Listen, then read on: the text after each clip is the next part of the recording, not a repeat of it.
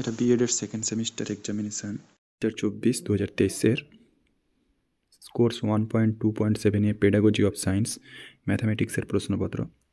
সময় 1 ঘন্টা 30 minute, full mark হচ্ছে 35।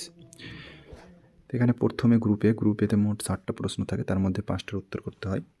প্রত্যেকটার জন্য থাকে 2 করে মার্ক, মোট হচ্ছে 5 দিয়ে 10 মার্ক। এখানে প্রথম প্রশ্ন 1 নম্বর, ব্রহ্মগুপ্তের লেখা দুটি বইয়ের নাম উল্লেখ করুন। 2 নম্বর, গণিতের পাঠ্যসূচি ও পাঠ্যক্রমের দুটি প্রধান পার্থক্য লিখুন।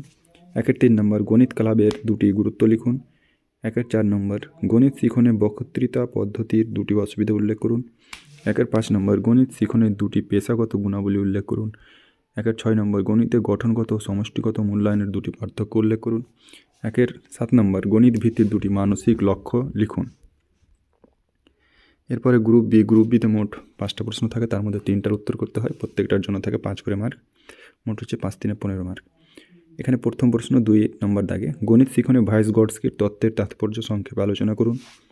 3 নম্বর, গণিত শিখনে সমস্যা সমাধান পদ্ধতির ধাপগুলি উদাহরণ সহযোগে আলোচনা করুন। 4 নম্বর, মাধ্যমিক স্তরে গণিত শিখনের লক্ষ্যগুলি সংক্ষেপে আলোচনা করুন। 5 নম্বর, উদাহরণ সহযোগে নৈর্ব্যক্তিক ধর্মী অভিক্ষা পদের বিভিন্ন প্রকারগুলি লিখুন। 6 নম্বর, গণিতে পিয়াগেট তত্ত্বের শিক্ষামূলক তাৎপর্য আলোচনা করুন। এরপরে গ্রুপ সিতে 2টা প্রশ্ন থাকে, তার মধ্যে 1টার উত্তর করতে হয়, একটার জন্য থাকে 10 মার্ক।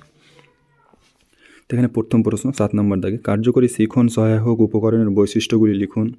বিভিন্ন ধরনের শিখন সহায়ক উপকরণের শ্রেণীবিভাগ করে আলোচনা করুন।